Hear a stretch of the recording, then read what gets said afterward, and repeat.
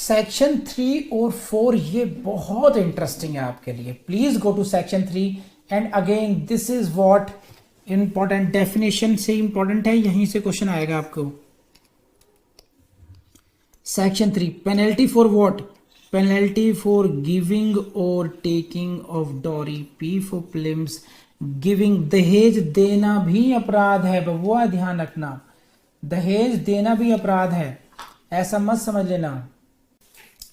जब तुम्हारे पापा दहेज दे रहे हो तुम्हारे लिए तो कहना कि पापा दहेज देना भी अपराध है. हाँ है ना. दहेज दोगे या नहीं ये बताओ. अच्छा चलिए डेफिनेशन पढ़ते हैं हम लोग. दहेज दोगे नहीं, लोगे.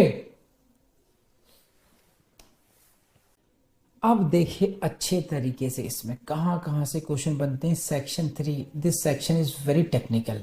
टेक्निकल का मतलब यहाँ पर जो वर्ड्स हैं वो बहुत इंपॉर्टेंट है. बेरेट को आपको ऐसे ही पढ़ना चाहिए हमेशा. क्या है देखो, इफ एनी पर्सन कब, after the commencement of this act, इस एक्ट के प्रारंभ होने के पश्चात, गिव्स देता है, और टेक्स लेता है, और अबैट. ये तीन बातें ध्यान रखना. Giving, taking and abetting the giving और taking of dowry. Abets the giving और ही शैल बी पनिशेबल. तो section 3 makes punishable what. Section 3 दंड की व्यवस्था करता है. किसकी बात करता है? गिविंग, दहेज देना अपराध है, दहेज देना दंडनीय है. और टैक्स, दहेज को लेना दंडनीय बना दिया गया है. दोबारा देखिए, इसको मत भूलना. अबैट्स द गिविंग और टेकिंग ऑफ डॉरी.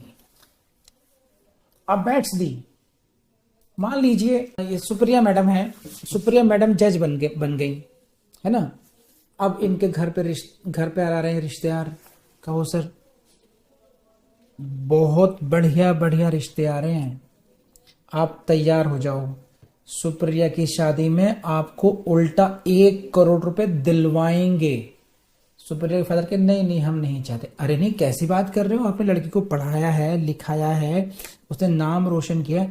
अगर मौका मिल रहा है तो दहेज लो. ये क्या हो गया? Abatement of taking. Abatement of taking.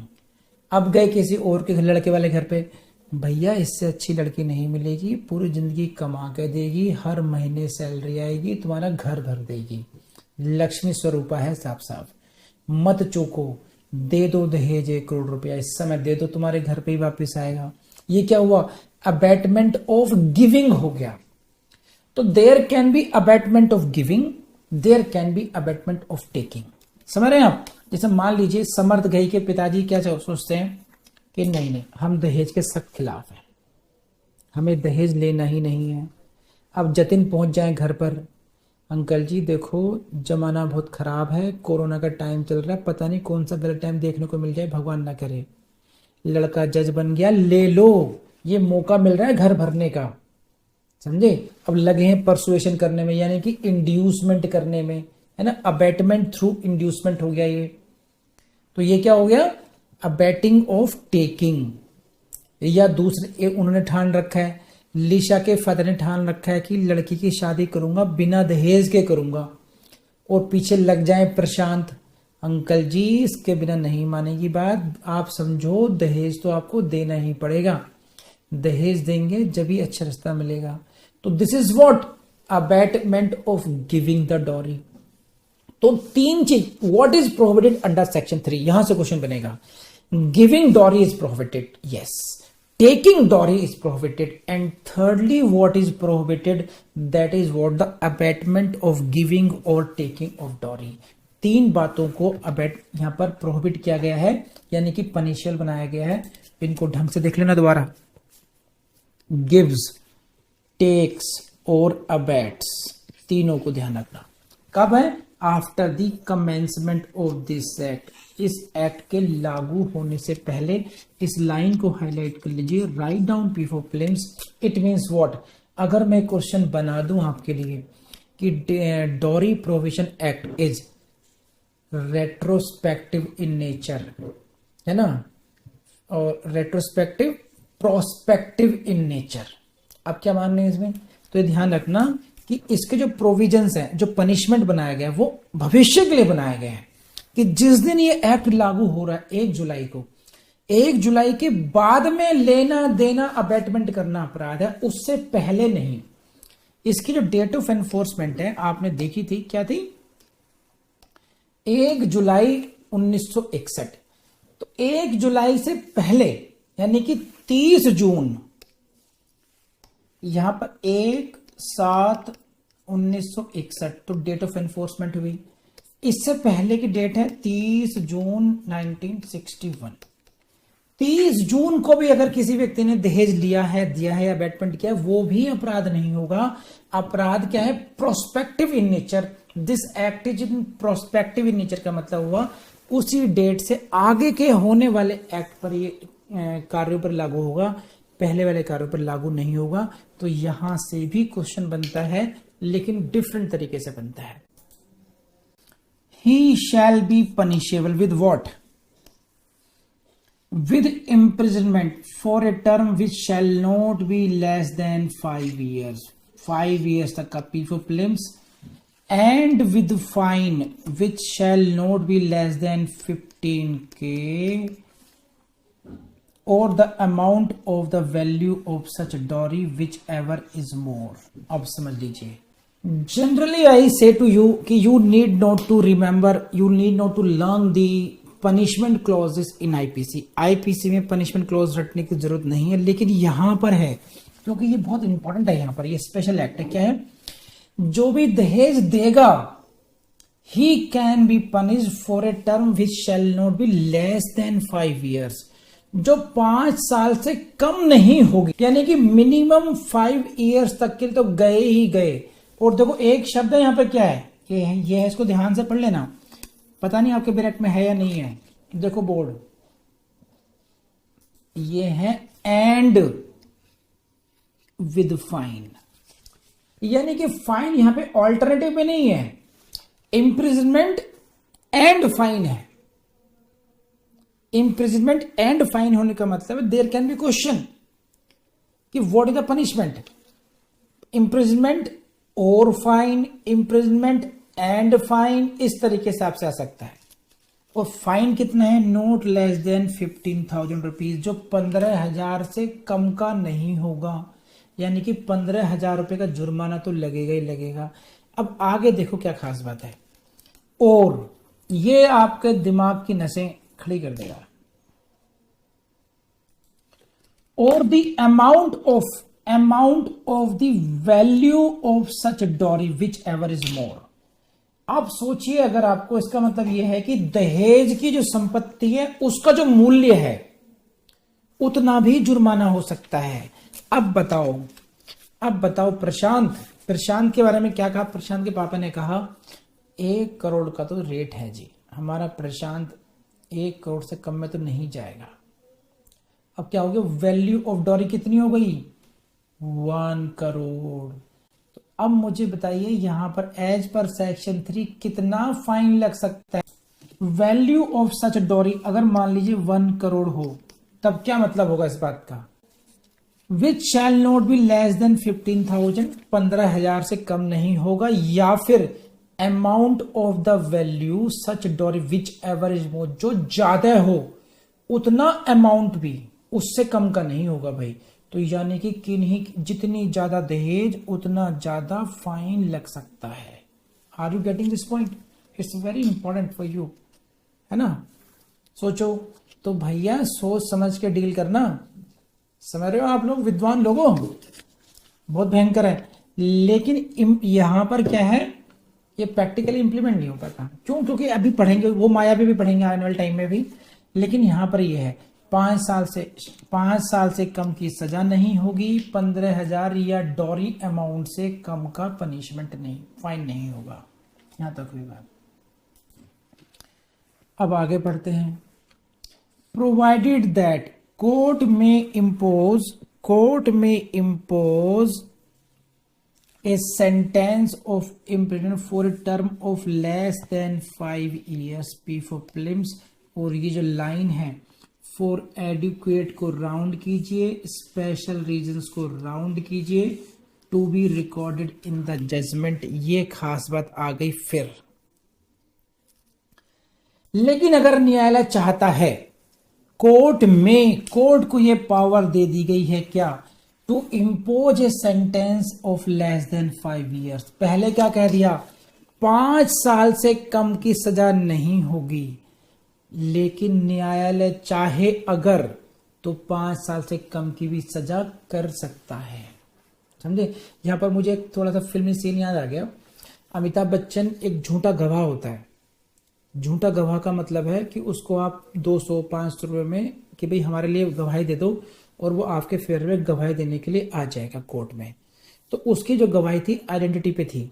मान लीजिए उसको करना था कि प्रशांत को, कि do you know, have you seen Prashant, क्या तूने प्रशांत को देखा है? कि हाँ देखा है सर। पक्का देखा है?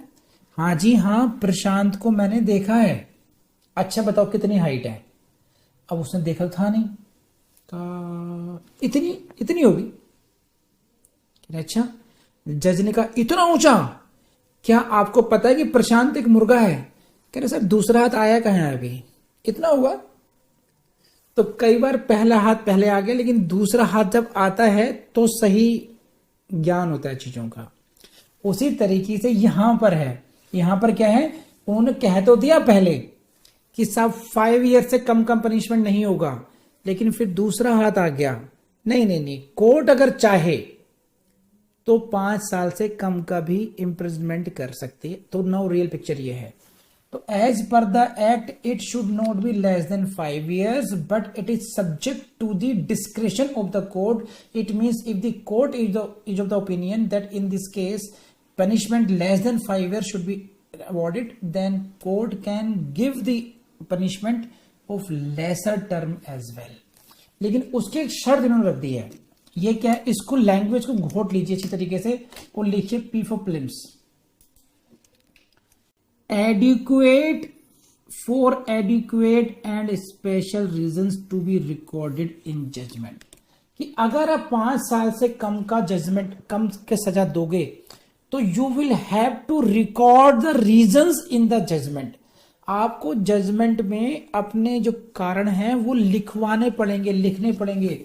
और जो टर्म इन्होंने यूज की है, उन्होंने कहा है कि एडिक्वेट यानी कि पर्याप्त, और स्पेशल यानी कि विशेष रीजंस। वो पर्याप्त और विशेष आधार क्या हैं, आपने क्यों किया है 5 साल से कम। ऐसा हो सकता है, मान लीजिए जिनको दंड दिया जा रहा है वो 80 साल के दादाजी हों। हम तो अपने पोते का इतना ही लेंगे जी, 1 करोड़ रुपया। अब नप गए डॉरी प्रोविजन एक्ट में, और जब लगा कि पनिशमेंट हो रहा है, जनाब बहुत बूढ़ा हूं जनाब, पैर कब्र में पड़े हुए, जनाब गलती हो गई। अब ये क्या हो गया, एडिक्वेट एंड स्पेशल रीजंस हो गए। जज में write down because considering his age, है ना, extreme old age, punishment lesser than 5 years is being awarded. चलो 6 महीने, 2 महीने, 5 महीने अवॉर्ड किया जा सकता है। ठीक है, जनाब मैं तो कैंसर रोगी, मैं तो वैसे ही मरने वाला हूं, तो 5 साल से कम कर दिया। देवर आ गए, 21 साल के थे, भरना रहे थे वैसे फालतू में, जनाब मेरा कैरियर खराब हो जाएगा, मुझे ये एग्जाम देना, वो देना, ऐसे देना, वह देना, तो उसके कम हो गए। तो देयर में भी एडिक्वेट। अब आपको क्या ध्यान रखना है, इस टर्म को याद रखना है, क्योंकि यहां से क्वेश्चन आएगा। एडिक्वेट एंड स्पेशल रीजंस, ये आपको नहीं भूलना है कि यहां पर जो आपको ऑप्शन मिलेगा प्रिलिम्स में, वो आपको रीजंस टू बी रिकॉर्डेड क्या कर देंगे, वो पहले केवल इस लाइन को देंगे, इतनी लाइन को। Option A reasons to be recorded, option A कर देंगे।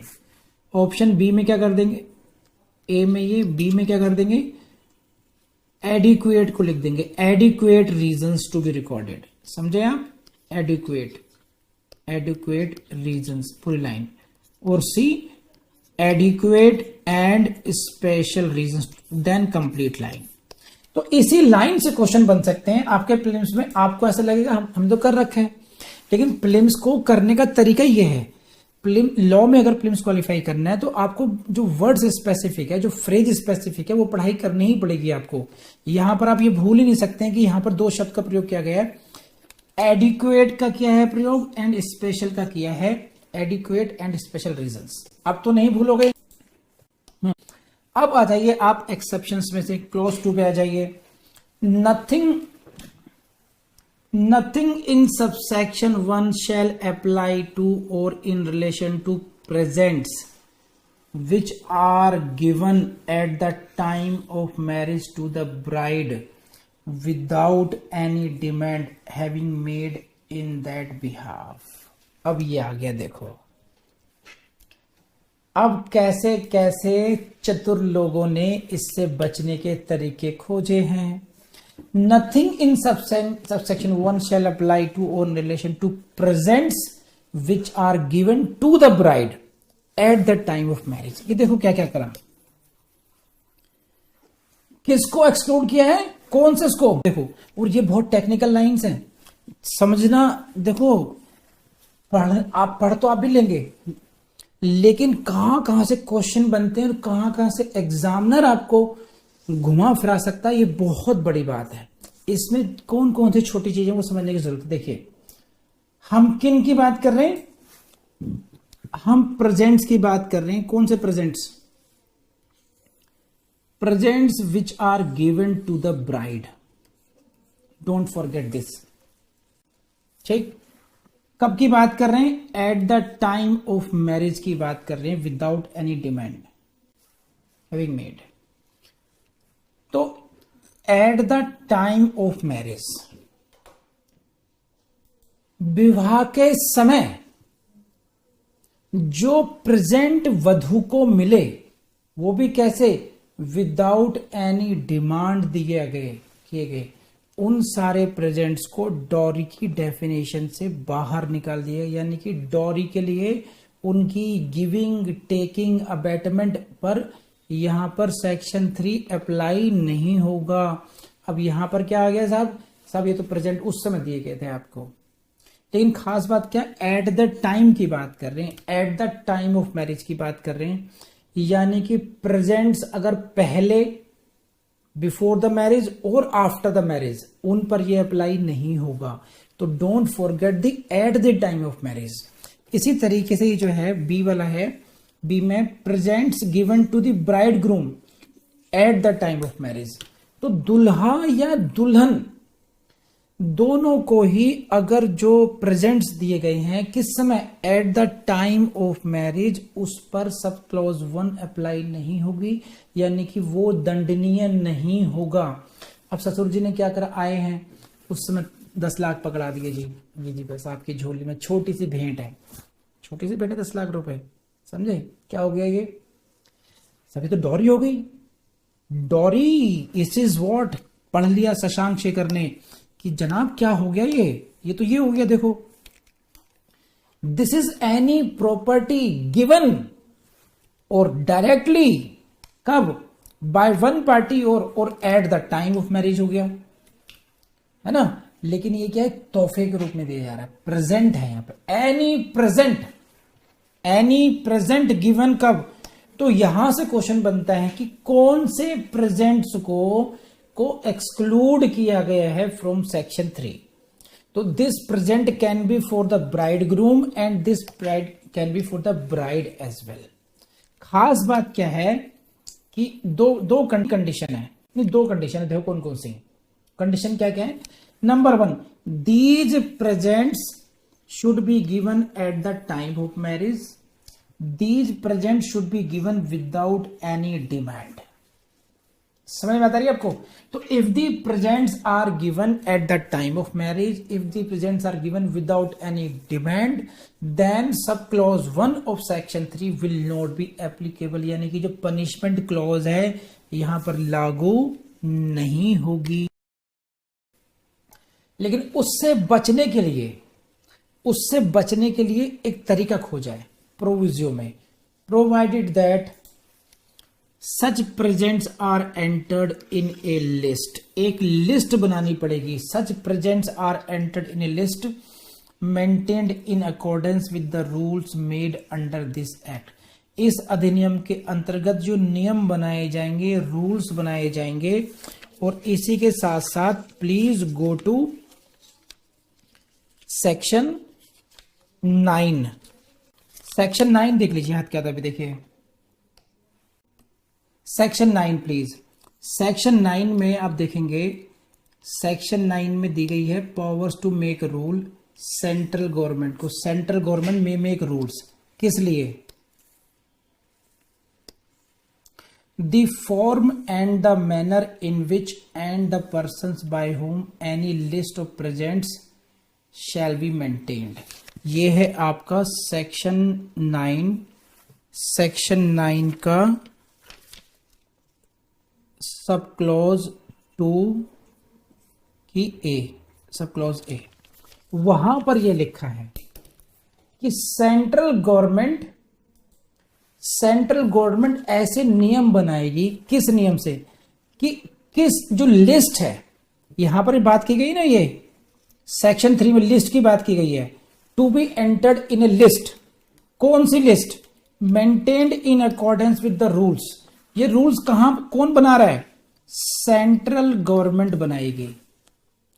कौन से सेक्शन बनाएगी? सेक्शन 9 क्लॉज 2 की सब क्लॉज ए में जो रूल बनाएगी सेंट्रल गवर्नमेंट, उसके अनुसार अगर वो प्रेजेंट्स को लिस्ट में लिखा गया है, लिखा जाना चाहिए।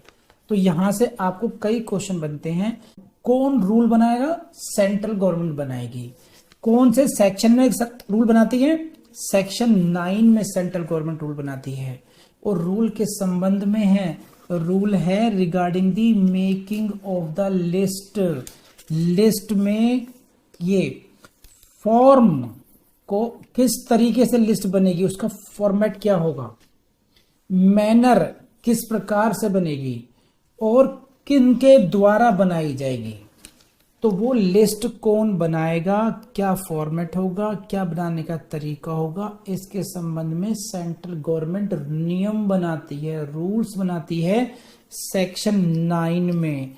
और इसीलिए यहां पर ये बात की गई है सेक्शन 3 में कि जिन प्रेजेंट्स को एग्जम्प्ट किया गया है टोरी डेफिनेशन से, उनकी एक लिस्ट बनेगी as per the rules made by the central government.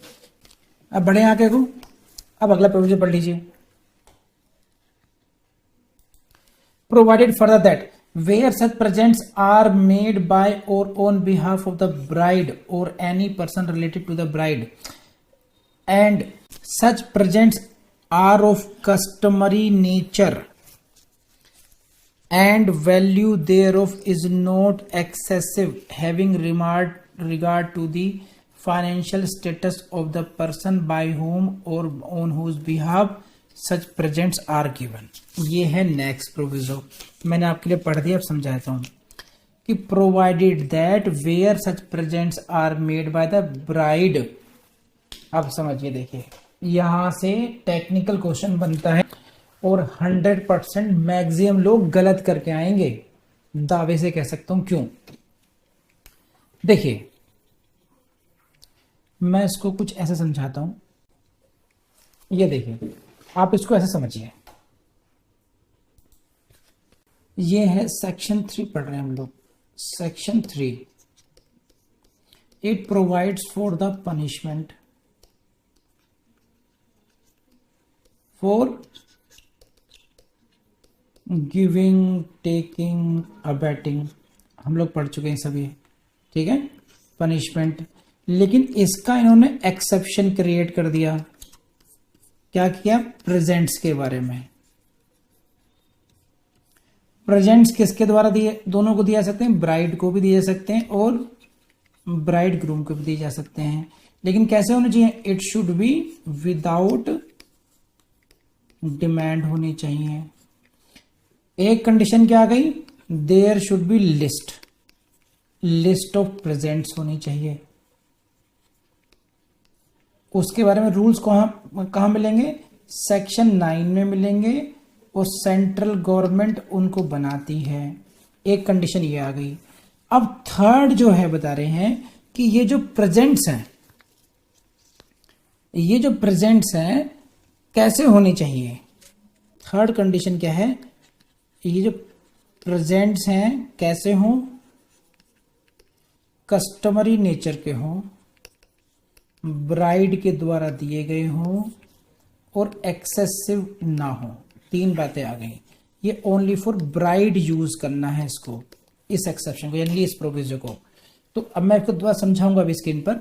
यानी कि हम सेक्शन 3 के एक्सेप्शन पर थे। That exception was with regard to the presents. Presents कैसे होने चाहिए थे, किसी के द्वारा भी दिए गए हों, बिना डिमांड के दिए गए हों, eight the time of marriage दिए गए हों, तो उन पर सेक्शन 3 के अंतर्गत दंड नहीं मिलेगा। लेकिन दंड से बचने के लिए आपको कोई प्रक्रिया अपनानी पड़ेगी। वो प्रक्रिया क्या है कि आपको प्रेजेंट्स की लिस्ट बनानी पड़ेगी। यहां पर बात आ गई। लेकिन लिस्ट के साथ साथ कुछ और काम भी देखना पड़ेगा कि लिस्ट के साथ साथ एक कंडीशन उन्होंने ये लगा दी जो कि आपको पढ़ना है। कब? कि अगर प्रेजेंट्स ब्राइड के द्वारा दिए गए हों, प्रेजेंट्स आर मेड बाय और on behalf of the bride, दुल्हन के द्वारा दिए गए हों या दुल्हन के बिहाफ पर दिए गए हों या किसी उससे दुल्हन से संबंधित किसी ने प्रेजेंट दिए हों, यानी कि दुल्हन की साइड से दिए गए प्रेजेंट हों, तो उसमें एक एडिशनल कंडीशन और भी है। तभी आपको एग्जम्पशन मिलेगा। कब? Such presents are customary in nature. यहां पर फंस जाएंगे लड़के के घर वाले, समझे? यानी कि अगर आपको प्रेजेंट्स के केस में, लड़के वालों सुनो, अगर आप लोगों ने प्रेजेंट्स के केस में अपने आप को बचाना है तो ऐसा नहीं है कि आप कुछ भी कह दोगे साहब, यहां पे कवर कर दोगे कि these are the presents to the bride, presents given by the bride at the time of marriage. इस शादी के समय दिए गए दुल्हन के द्वारा गिफ्ट्स हैं, प्रेजेंट्स हैं। ना ना ना ना, कौन से प्रेजेंट्स एग्जेम्प्टेड हैं? ये रही बात। सच प्रेजेंट्स आर कस्टमरी नेचर, वो कस्टमरी नेचर के प्रेजेंट्स होने चाहिए, तभी जा करके उनको एग्जम्पशन मिलेगा। जो डॉरी का जो ठप्पा है, तो सेक्शन 3 में दंडनीय होने से तभी बचेंगे जब वो प्रेजेंट कस्टमरी नेचर के हों, एक बात।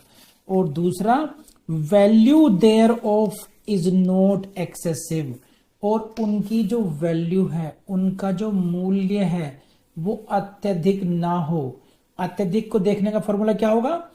Having regard to the financial status of the person by whom और on whose behalf presents are given.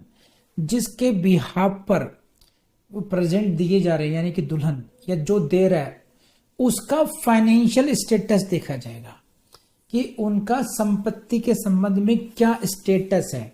उसके अनुसार ये जो कस्टमरी नेचर का जो प्रेजेंट दिया जा रहा है वो अत्यधिक तो नहीं है। तो राइडर 2 लग गए। किसके केस में? ब्राइड के केस में।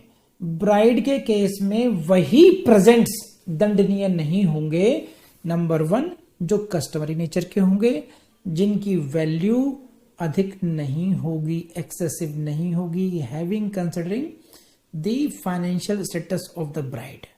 प्लीज लेट मी नो आपको समझ में बात आई या नहीं आई। अब मैं इसको कहानी की तरह से समझाता हूं इसको, शायद आपको और अच्छे तरीके से समझ में आए। तो एक है नायक, ब्राइड ग्रूम, इसका नाम हम देते हैं शशांक शेखर, एसएस, शशांक शेखर एसएस। उधर है दूसरा ब्राइड, दुल्हन। दुल्हन यहां है नूर जहां, हिंदू ही है लेकिन नाम नूर जहां। अब देखिए क्या है, अब यहां पर विवाद हो गया। ब्राइड ने कहा कि हमसे इन्होंने दहेज मांगा। दूल्हे वालों ने, शशांक शेखर के परिवार ने, शशांक ने हमसे दहेज मांगा, यानी कि हमने इनको दहेज लिया, जो भी है। सेक्शन 3 में ये इनको सजा दिलाना चाहते हैं किसको दिलाना चाहते हैं? ब्राइड ग्रूम को सजा दिलाना चाहते हैं। Got it? अब ये आ गया सेक्शन 3 में। शशांक शेखर को बचना है, ये जाएंगे वकील साहब बचा लो किसी तरीके से बचा लो। देखो बड़ा बुरा हाल है, सब कुछ सीसीटीवी में है, सब कुछ रिकॉर्डेड है, क्या लिया गया क्या दिया गया, कुछ नहीं बच पाएंगे, बड़ी मुश्किल से फंस जाएंगे। अब क्या आया? वकील साहब ने कहा कि देखो एक तरीका है बचने का। कह रहे क्या है? देख लीजिए कि जो प्रेजेंट्स तुम्हें, हम बात कर रहे हैं प्रेजेंट्स की, प्रेजेंट्स किसको दिए गए? ब्राइड ग्रूम को दिए गए और ब्राइड को दिए गए। दूल्हे को और दुल्हन को जो प्रेजेंट दिए गए, और कब दिए गए? Eight the time of marriage दिए गए। सही है। और कैसे दिए गए? विदाउट डिमांड दिए गए, बिना डिमांड दिए गए। इन सभी प्रेजेंट्स के लिए कोई सजा नहीं होगी, कोई सजा नहीं होगी। बात समझ में आ रही है आप लोगों ने? तो बहुत खुश हो गया भाई साहब कि सही है, फिर हम सब दिखा देंगे कि साहब ये तो प्रेजेंट्स है, बात खत्म हो जाएगी। लेकिन भैया इससे बचने के लिए आपको एक काम करना पड़ेगा। क्या काम करना पड़ेगा? आपको पढ़ना पड़ेगा सेक्शन 3 का पहला proviso. Such presents are entered in a list, कि आपने ये देख लीजिए बबुआ कि इन प्रेजेंट्स की आपने लिस्ट बनाई थी या नहीं बनाई थी। तो इन प्रेजेंट्स की आपको बना के रखनी पड़ेगी, लिस्ट होनी चाहिए तैयार। अगर इन प्रेजेंट्स की लिस्ट बनी हुई नहीं है तो आपको भले ये प्रेजेंट वैसे ही थे, विदाउट डिमांड दिए गए थे, वो डॉरी की डेफिनेशन में आ जाएंगे। You will have to prepare a list for this. Please let me know आपको इतनी बात समझ में आई नहीं आई? Importance, this is regarding the importance of the list, कि आपको प्रेजेंट्स की लिस्ट बनानी पड़ेगी, otherwise those presents will be considered in what? Considered in dowry. अब इससे अगली बात करते हैं।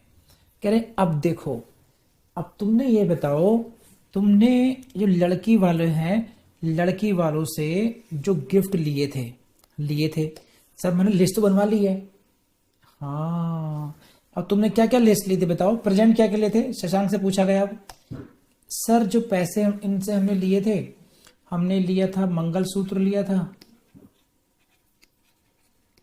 मंगलसूत्र का गिफ्ट मिला था, 20 लाख रुपए कैश ले लिए थे, ठीक है, और कार ले ली थी, और फर्नीचर ले लिया था, दिस दैट हो गए। किचन आइटम ले लिए थे।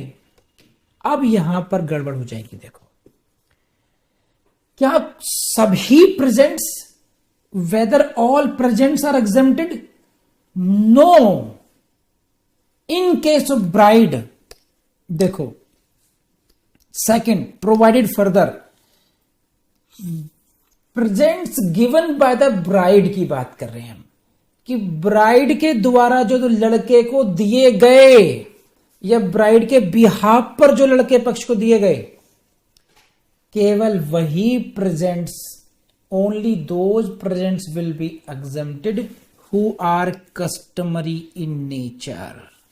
समझे? अब भैया फंस गए यहां पर कि देखो बबुआ, कस्टमरी नेचर के जो है, मंगलसूत्र हो गया लड़की का, या फिर लड़के को आपने दी, चलो सोने की चेन पहना दिया आपने, उसके हाथ में सोने की अंगूठी दे दी आपने, डायमंड की दे दी, वो कस्टमरी नेचर में आ जाते हैं। दुल्हन या दुल्हन पक्ष के द्वारा, वधू या वधु पक्ष के द्वारा दिए गए वही प्रेजेंट्स एग्जेम्प्ट होंगे जो कस्टमरी इन नेचर होंगे, कस्टमरी नेचर के होंगे, और जिनकी वैल्यू एक्सेसिव नहीं होगी, कंसिडरिंग उस फाइनेंशियल स्टेटस। लड़की वालों की कमाई है 10,000 रुपए, 20,000 रुपए महीना, लेकिन आपने क्या करा? मंगलसूत्र बनवा रहे हैं 3 लाख का, 5 लाख का। तो भैया भले ही वो कस्टमरी नेचर का है, लेकिन यहां पर तुमने सेकंड कंडीशन को वॉयलेट कर दिया कि उसकी वैल्यू हो गई एक्सेसिव। तो ये ध्यान रखेंगे आप कि वधु के द्वारा, ब्राइड के द्वारा दिए गए जो जो गिफ्ट्स हैं, या ब्राइड के पक्ष के द्वारा, वधु पक्ष के द्वारा दिए गए हैं, डॉरी में तभी, डॉरी से एग्जम्प्ट तभी होंगे जब वो कस्टमरी नेचर के प्रूव कर देंगे, जब आप ये प्रूव कर दोगे कि इनकी वैल्यू एक्सेसिव नहीं है उनके फाइनेंशियल कंडीशंस को देखते हुए। तो ये तो हुआ वधु का। अब ये कहें, मान लीजिए कि सर कुछ प्रेजेंट तो हमने भी दिए थे, तो presents given by the bride groom, all presents given by the bride groom are exempted. वहां पर एक्सेसिव नहीं देखा जाएगा, वहां से कस्टमरी नेचर का नहीं देखा जाएगा। जो कस्टमरी नेचर का है रूल है, नोट एक्सेसिव का रूल है, वो केवल लड़की के द्वारा दिए गए उस पर ही लागू होगा, नहीं होगा। जैसे मान लीजिए अब ये कहे कि अच्छा सर हम भी कर देंगे इन पर, शशांक शेखर ने कहा सर हम भी करेंगे इन पर दहेज का मुकदमा, हमने भी तो इनको इतना सोना चढ़ाया था, इतने रुपए की साड़ियां चढ़ाई थी, इतना ऐसे किया था, वैसे किया था, मैंने 10 लाख खर्च कर दिए इस पर, मेरी औकात 2 लाख की नहीं है। तो भैया तुम पर लागू नहीं होगा, तुमने तो प्रेजेंट दिए थे और उसकी लिस्ट बन गई, तो तुम्हारी दहेज को दहेज नहीं माना जाएगा। समझ बता रही है आपको? तो ये ध्यान रखना कि वो लाइन पढ़ना अपने फिल्म्स में कि कस्टमरी नेचर में ब्राइड की बात कर रहे हैं या ब्राइड ग्रूम की बात कर रहे हैं, एक्सेसिव वर्क की बात आ रही है नहीं आ रही है, ये आपको समझ में आया है नहीं आया? अपनी आत्मा की संतुष्टि के लिए मैं इसको दोबारा समराइज कर देता हूं ताकि आप लोग भटके ना। देखिए ये था आपका section 3, this is section 3। What? Giving, taking और अबेटिंग ऑफ टेकिंग और giving of dowry is made punishable. Section 3 दहेज का देना, दहेज का लेना या दहेज को लेने या देने का अबेटमेंट को दंडनीय बनाता है। यह है एक पॉइंट, कॉन्सेप्ट के लिए बता रहा हूं। लेकिन हमने इसमें आगे ये पढ़ा था कि अगर प्रेजेंट्स दिए गए हैं, presents are given to the bride और टू द ब्राइड ग्रूम, दूल्हे को या दुल्हन को दिए गए तोहफे at the time of marriage without any demand, वो इसमें दंडनीय नहीं होंगे। यानी कि if you give present either to bride और टू ब्राइड ग्रूम, दूल्हा या दुल्हन में किसी को भी कोई गिफ्ट दोगे वो एग्जम्प्ट हो जाएगा, वो दंडनीय नहीं होगा। तो भाई साहब हमें क्या कोई काम करना पड़ेगा? यस, आपको एक काम करना पड़ेगा, इनको दंडनीय बनने से, होने से बचाने के लिए क्या करना पड़ेगा? बता दो भैया, क्या करना पड़ेगा? आपको सिर्फ एक लिस्ट बनानी पड़ेगी कि such presents are entered in a list. बस इतना काम करना है, तो आपके सारे प्रेजेंट्स अब जो चाहे दुल्हन को मिले हों, चाहे दूल्हे को मिले हों, शादी के समय मिले हों, बिना डिमांड के मिले हों, जिनका जिक्र लिस्ट में कर दिया गया है, उनको दंडनीय नहीं माना जाएगा। लेकिन खास बात क्या है, ध्यान रखना, वधु के मामले में ध्यान रखना कि दुल्हन के द्वारा प्रेजेंट्स मेड बाय और on behalf of the bride, यानी कि दूल्हे को दिए जाने वाले जो गिफ्ट हैं, दूल्हे को दिए जाने वाले गिफ्ट हैं, यानी कि दुल्हन या दुल्हन के, यानी कि दुल्हन की तरफ से, वधु पक्ष की तरफ से केवल वही प्रेजेंट्स दंडनीय नहीं होंगे जो कैसे हैं, कस्टमरी नेचर के हों, जिनकी वैल्यू एक्सेसिव नहीं हो, वो तो दंडनीय नहीं होंगे, बाकी सब दंडनीय होंगे। तो इसको आप ऐसा कर सकते हैं, ऐसे डिवाइड कर सकते हैं कि मैंने ये बनाई टेबल आपके लिए। ये है presents, presents given at the time of marriage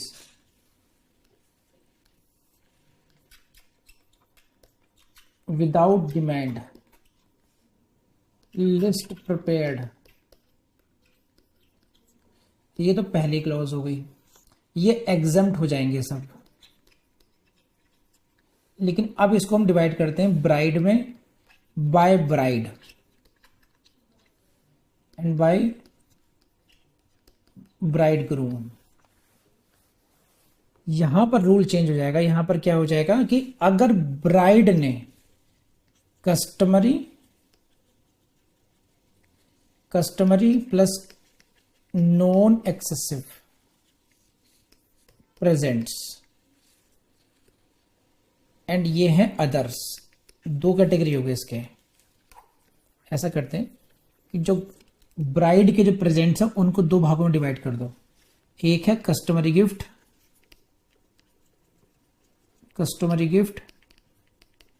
plus non excessive, और ये दूसरी कैटेगरी अदर गिफ्ट्स की।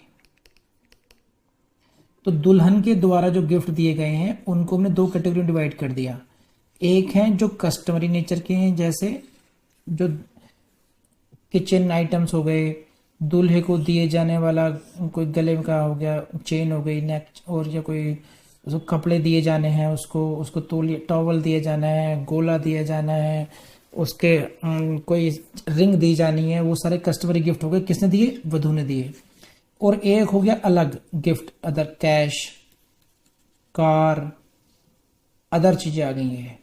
ठीक है, ऐसे ही ब्राइड ग्रूम ने भी के भी दो कैटेगरी हो गई, customary nature CN plus non excessive and others. सही है। अब देखो इसमें क्या है।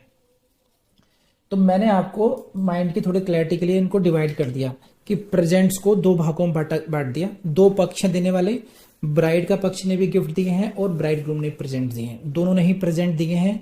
दोनों के ही कुछ प्रेजेंट्स कस्टमरी नेचर के हैं और दोनों ही के प्रेजेंट्स कुछ कस्टमरी नेचर के नहीं हैं। सही है। तो देखो, अब ब्राइड ने जो कस्टमरी नेचर के जो गिफ्ट दिए हैं, जो नॉन एक्सेसिव हैं, इन पर तो कोई दंड नहीं होगा, दंडनीय नहीं होंगे, ये तो एग्जम्प्ट हो जाएंगे। लेकिन अगर ब्राइड वाले ये प्रूव कर दें कि हमने नॉन कस्टमरी नेचर के जो गिफ्ट दिए हैं, नॉन कस्टमरी नेचर के जो गिफ्ट दिए गए हैं ब्राइड को, वो दंडनीय होंगे, ये ध्यान रखना बस। जबकि ये रूल ब्राइड ग्रूम पर अप्लाई नहीं होता है। ब्राइड ग्रूम के केस में customary nature, non customary nature के कोई भी ऐसा क्राइटेरिया नहीं बनाया गया है। उसने कितना भी दहेज दिया हो आपको दो, लेकिन उसमें लिस्ट बन गई तो फिर वो एग्जम्प्ट हो जाएगा। प्लीज लेट मी नो ये बात समझ में आपको आई है नहीं आई। और कई बार ये भी हो सकता है कि ब्राइड से आपने तोहफा लिया, कस्टमरी नेचर का ही लिया, लेकिन वो फिर बहुत ज्यादा कीमत का लिया, तो भी वो दंडनीय होगा, तब भी वो सेक्शन 3 के दंड से नहीं बच पाएगा।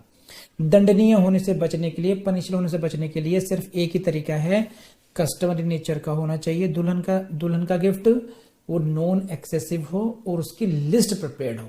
3 बातें होनी चाहिए। तो दुल्हन किसने गिफ्ट दिया?